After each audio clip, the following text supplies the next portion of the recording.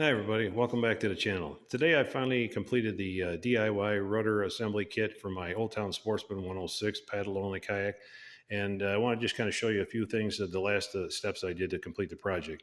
So after I finished getting the mount taken care of as far as getting the spacing right and putting a longer shaft in it in the last video, I went and ordered an aftermarket rear grab handle from Navarre Kayaks, and it sits a little flatter than the stock kayak handle from Old Town, which I needed because it was causing the rear plate to sit up too high at the back. So I got the handle, and their handle sits a little more flush than the Old Town. It still sits a little high, so I did a little sanding on it. And then once I did that, then I went and got a couple of small plastic spacers in the front that go between these guides and the bottom of the cutting board, and then the spacer just kind of gives me a little spacing. So this thing actually just floats ever so slightly off the deck of the kayak. And then once I added the Yakatech mounts and the eyelets, then I ran the cordage through. So on the right-hand side, I have the cordage running up through past the rod holder, where I added a small keyring to as a guide, to the front track, where I've also added another Yakatech mount. And I put the steering control on the right-hand side because I'm left-handed, so it just makes it easier for me when I'm fishing. So basically with just these strings, I can easily pull them back and forth to steer the rudder assembly back and forth as I'm fishing if I need to make minor corrections. It works pretty well. And then on the opposite side of the kayak, I just basically did the same thing.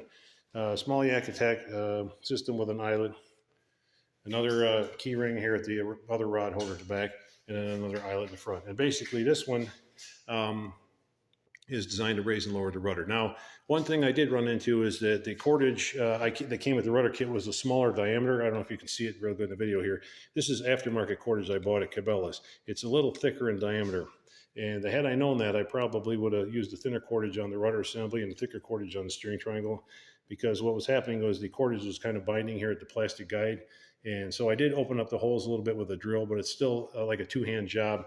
So, but if you're sitting in a seat, you can use two hands, grab one with one hand, grab one with the other, and pull and push, and then you can raise and lower the rudder.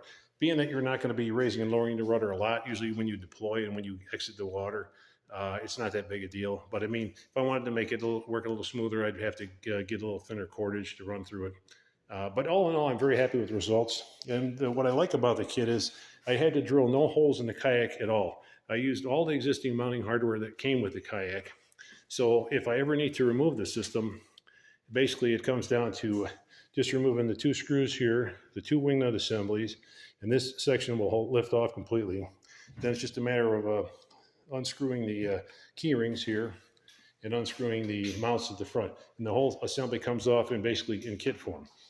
The other thing is about the tracks is once you have your tracks set up with your cordage, if you ever need to adjust them, let's say the cordage starts to stretch out on you, you can just loosen the eyelets and run it up and down the track to increase the tension on it. So over time, if you get wear or weathering and the cordage tends to do that, you can make adjustments to it.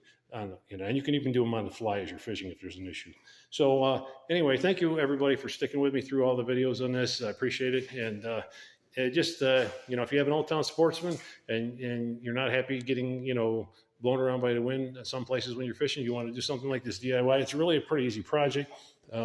Total cost of all the materials, I think, came to around $200. But the next kayak up from this one is the pedal kayak that comes with the rudder kit, and that's about $1,000 more. So I think this was a pretty budget-friendly and pretty cost-effective solution to improve the kayak's handling while I'm out fishing. So anyway, thanks again for watching, and as always, get out on the water when you can. It's a great place to be this time of year, and have a great day. Thanks. Bye.